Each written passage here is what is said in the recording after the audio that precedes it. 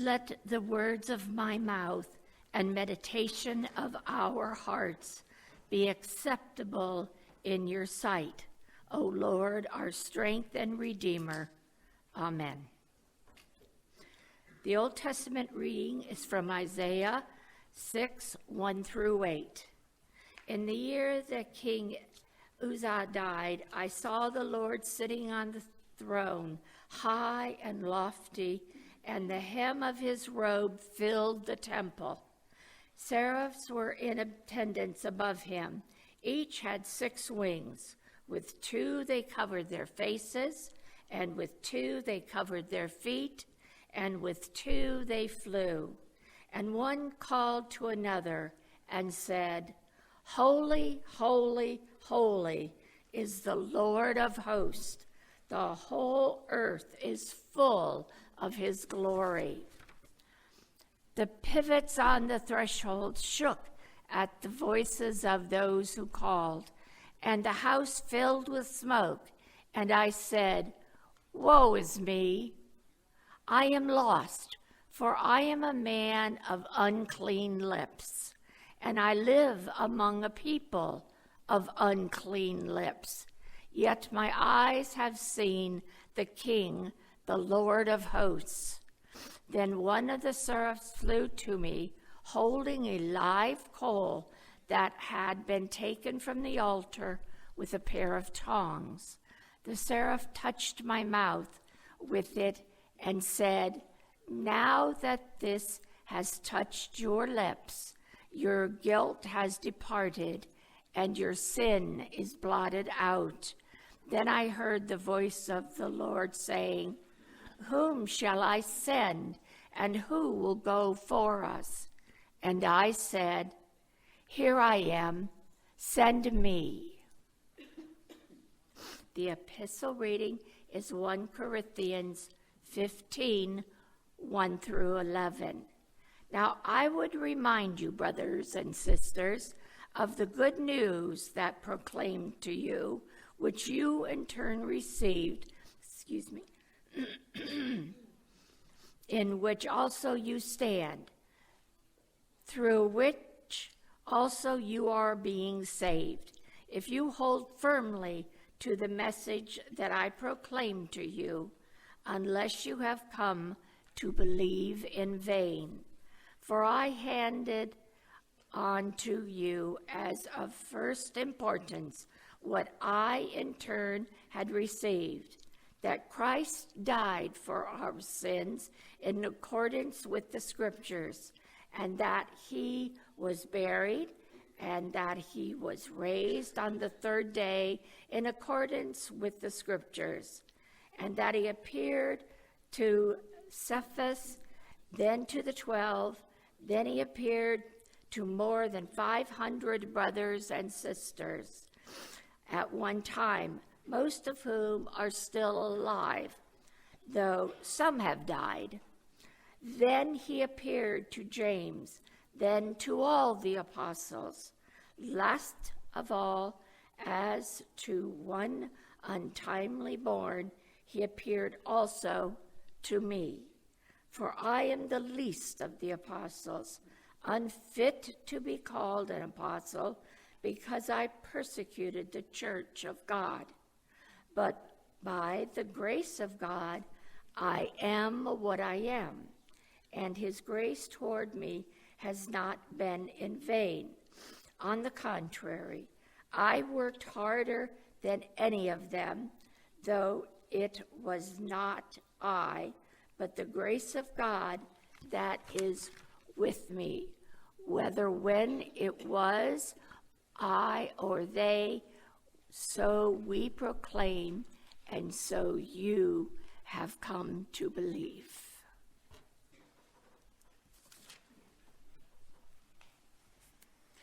Our gospel reading for today comes from Luke, the 5th chapter, beginning at verse 1. Jesus calls the first disciples. Once, while Jesus was standing beside the lake of Gennesaret, it's also called the Sea of Galilee, and the crowd was pressing in on him to hear the word of God, he saw 2 boats there at the shore of the lake.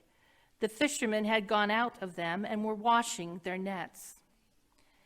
Jesus got into one of the boats, the one belonging to Simon, and asked him to put out a little way from the shore. Then he sat down and taught the crowds from the boat. When he had finished speaking, he said to Simon, "Put out into the deep water and let down your nets for a catch."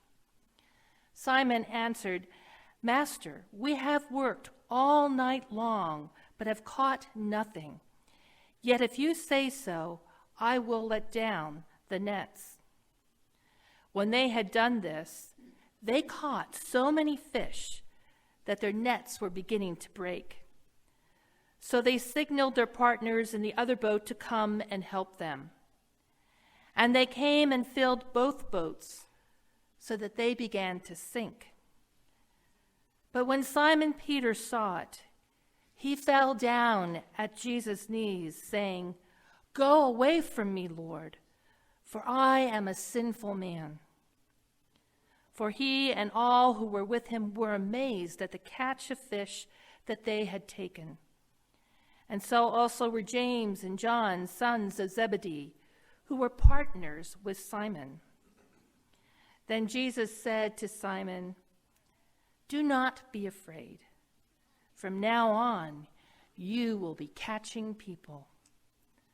When they had brought their boats to shore, they left everything and followed him. This is the gospel of the Lord. Thanks be to God.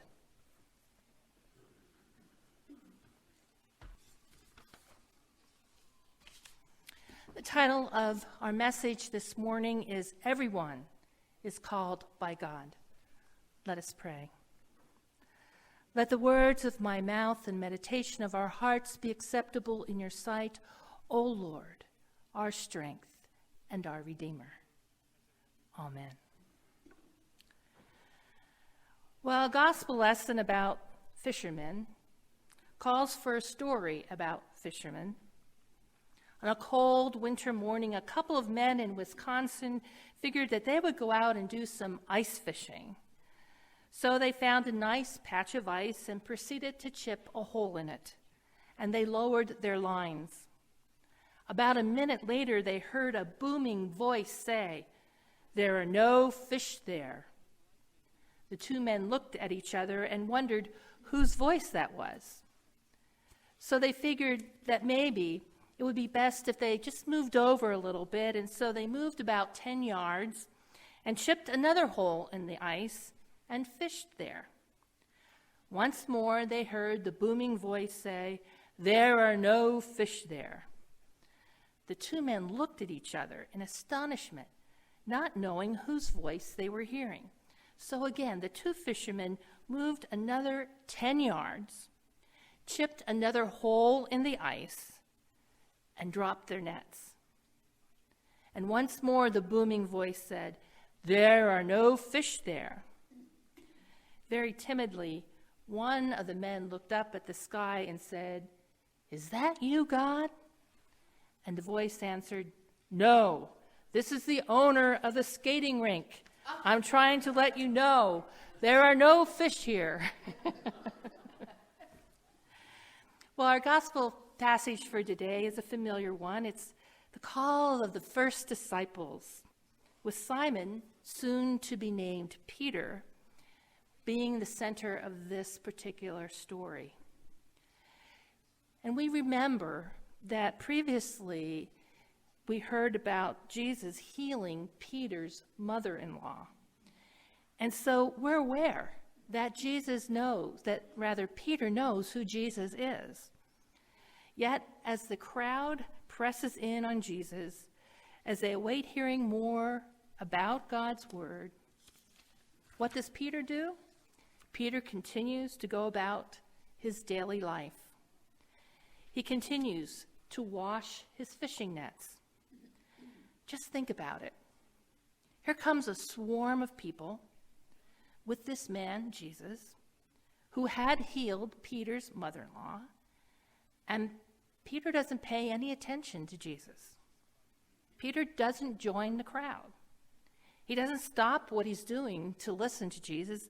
All he does is continue his everyday work, washing the fish nets. Peter's lack of interest in Jesus, despite the miracle he had seen performed on his mother-in-law, all the more emphasizes the context in which Jesus calls Peter. Jesus comes unexpectedly to Peter, right in the midst of Peter's ordinary workday routine. It's right within the context of Peter's job, his life's work as a fisherman, that Jesus approaches Peter and calls him to be a disciple of Jesus. It is as if Jesus is saying to Peter, okay, my friend, you are a fisherman. So let's see how we can put your gifts as a fisherman to work in helping others and in turn bring glory to God. This story expresses so well the truth that Jesus comes to us and calls to us right where we are in life. Jesus did not find his original followers by doing what we would do today, put an ad in the paper, saying something about an evangelistic meeting and admission is free and so forth, and coffee hour to follow. No, Jesus chose to meet people at their level, where they were in living their lives. In the military, as chaplains, we would call what Jesus was doing the ministry of presence. The ministry of presence. As chaplains, we went to where the service members worked, lived, dined, and played. Chaplains, who happened to be officers, yet had this unique opportunity to eat with the enlisted troops in the mess halls. Chaplains ran with their troops. Yes, some chaplains parachuted with their troops, not me. And chaplains marched with their troops.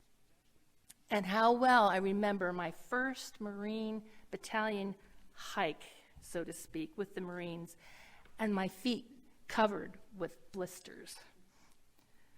Chaplains walked through the workspaces, finding out more about the young man or woman behind the uniform. For many service members, this was their first contact ever with a clergy person. For some, it was their first exposure to a God who loved them. Many great movements of history began with an announcement to come to a meeting by someone moving out to make contact in the market of life. And that's how the Methodist Church grew. John Wesley went to the fields and the vacant lots, and he reached out to people. The founder of the Salvation Army, William Booth, walked London streets in the dead of night to discover what the needs of these people were. And so you and I shouldn't be surprised if God comes to us in the everydayness of our lives and calls us to a new ministry. Don't be surprised if you hear God calling you to follow him to a new venture while you're fulfilling your duties as a teacher, a farmer, a lawyer, a mechanic, a parent, a housewife, a dentist, a retiree, a hairdresser, a business person. Just as Jesus calls us where we are in life, so Jesus calls us in the very midst of our own brokenness. Look at Peter's reaction when he obeyed Jesus and put down his nets and caught more fish than his boat could handle. Peter's reaction was to fall down at Jesus' feet and say, "Go away from me, Lord, for I am a sinful man." Peter's reaction to the miraculous catch of fish provides a mirror of our own humble abilities Peter's reaction to this miraculous catch of fish provides a mirror of our own response when faced with the suggestion that our own humble abilities just might be instruments for Christ's work. We'll say, like Peter, I'm not worthy. I'm not sufficiently qualified. I'm inadequate. I'm no Mother Teresa.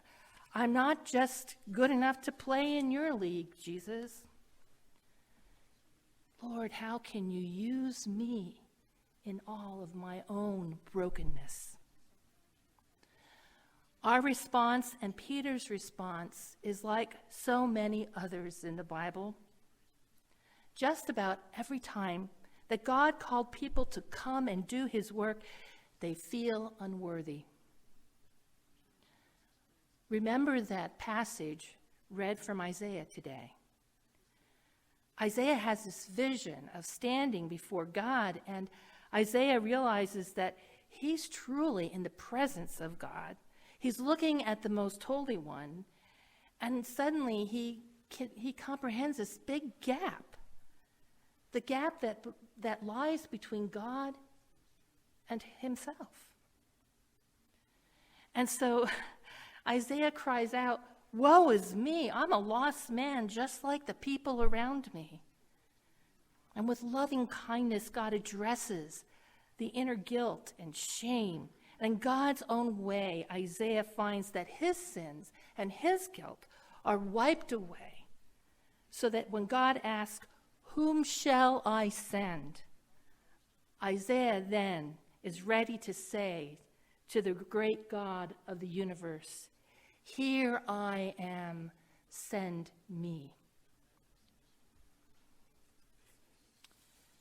The late Presbyterian pastor Bruce Larson, one of my favorite authors, one of his books made a tremendous change in my life when I was a junior in college.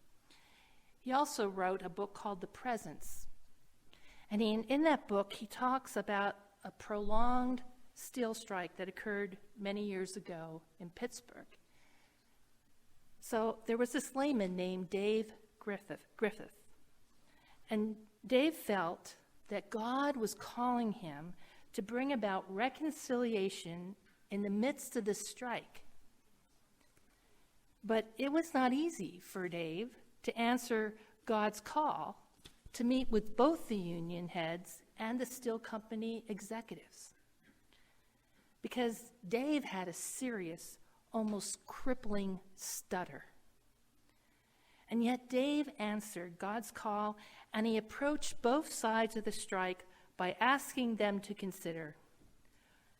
This is a profound question coming from a humble man to all these people.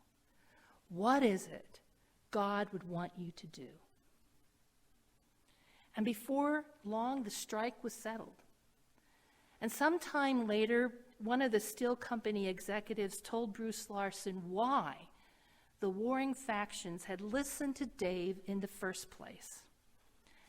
And the steel executive said, "Nobody with a stutter like that would wade into that ticklish situation on his own power. God had to be in it." Indeed, God chooses to call us despite our feelings of unworthiness. God chooses to call us within the brokenness of our lives. And finally, this gospel passage shows us that when God calls us, he calls us within the context of community. Notice in the gospel passage that right along with the call of Peter was the call of James and John. It was no longer a call just to Peter. It was also now a call to others to join Peter. When Jesus calls us, he does not call us into isolation. We are never meant to be Christians in isolation. We are called into a relationship with others who have also been called by Christ. When you're called to be an elder or a deacon, you're called to work with others who have also been called to these positions. When you are called to serve on a ministry, you're called to serve with several other members. Every one of us here has been called to be disciples of Jesus Christ. Throughout our lifetimes, God will continue to call us to new and exciting ministries. God will call us in the midst of our everyday lives, wherever we may be, whatever we may be doing. And God will call us in the midst of our own brokenness and our feelings, those very real feelings of feeling inadequate. And God will call us into a community of believers as God has here at Northminster Presbyterian Church. There's a story that I'd like to end with that talks about the return of Jesus to heaven after his time on earth. Even in heaven, Jesus bore the marks of his earthly pilgrimage, of the cross and of death. And so the angel Gabriel decided to approach Jesus, and he said, "Master, you must have suffered terribly for the people down there." And Jesus answered that he did. And Gabriel continued, "And do the people know and appreciate how much you love them and what you did for them?" Jesus replied, "Oh, no, not yet. Right now, only a handful of people in Palestine know." But Gabriel was perplexed. He asked Jesus, "Then what have you done to let everyone know about your love for them?" And Jesus responded, "Well, I've asked Peter and John, Mary, and a few more friends to tell others about me. Those who are told will tell others about me. And my story will be spread to the farthest reaches of the globe. Ultimately, all of humanity will have heard about my life and what I've done." Well, Gabriel frowned and he looked rather skeptical. And Gabriel said, to himself, he knew that humanity had some of its poor stuff of humanity that humanity was made of, that humans fall short. And so he asked Jesus, "But what if Peter and John and Mary grow weary? What if the people who come after them forget? What if way down in the 21st century people just don't tell others about you? Haven't you made other plans?" And Jesus answered,